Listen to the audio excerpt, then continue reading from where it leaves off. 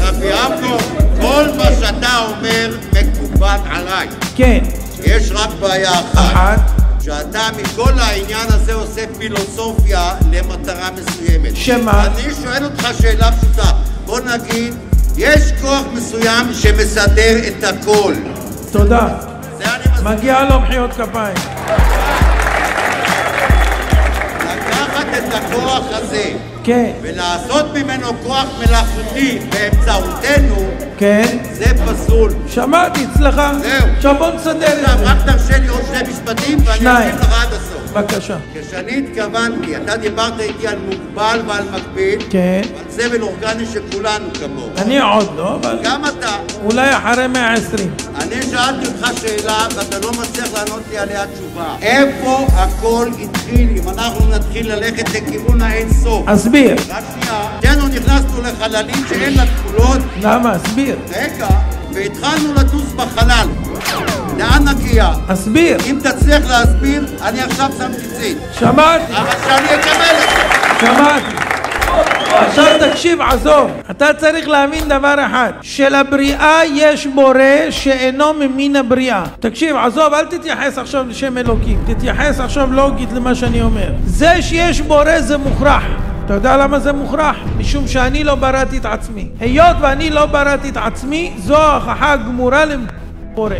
ואני אסביר. יש שתי אפשרויות. זה אני, וזה האפשרות. יש אפשרות כך, שאני הייתי לפני שבראתי את עצמי.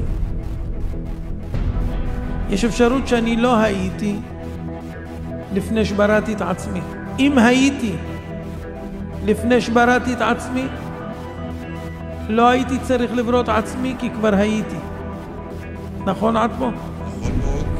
אם לא הייתי לפני שבראתי את עצמי, איך נהייתי? אם לא הייתי. חובה שהייתי. סליחה. חייב להיות מצב שהייתי. טעות. וזאת הבעיה. טעות, תקשיב רגע. אסביר. אם לא הייתי לפני שבראתי את עצמי, איך נהייתי? הרי לא הייתי. בשביל להוות את עצמי. זה משחק מילים. סליחה, עוד פעם אני חוזר. זה מובן, אבל זה משחק מילים. לא משחק מילים. משום שהיה... סליחה, אני חוזר. היה חייב להיות אורגניזם. סליחה, אשאל אותך שאלה. אם היה אורגניזם אחד, כפי מה שאתה אומר, את האחד מעזה. זה אנחנו לא יודעים. הנה אני עונה לך על זה, שים לב. אתה לא תשמח לענות לי מי יצא הנה, שים לב, הנה. שים לב, שים לב. עזוב, אני מדבר איתך, שים לב. עוד פעם. עכשיו אנחנו מדברים על האורגניזם הראשון. כן. בסדר? כן. אם הוא היה לפני שהוא נהיה, תקשיב טוב, אם הוא היה לפני, הוא לא היה צריך לעשות את עצמו כי הוא היה. אם הוא לא היה לפני, הוא לא יכול היה לעשות את עצמו כי הוא לא היה בשביל לעשות את עצמו. עד פה הבנת? כן או לא? זה לא מילים, תקשיב.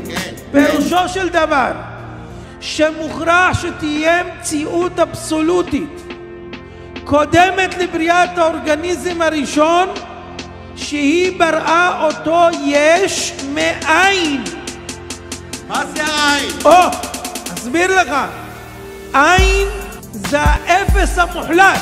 זה גם משהו. לא, כן. לא אמרתי כלום. תיקח את האפס המוחלט. לא אמרתי כלום. זה גם משהו. לא אמרתי כלום. אמרתי האפס המוחלט, החידלון. מהחידלון, מהאפס המוחלט שאין בו כלום שבכלום.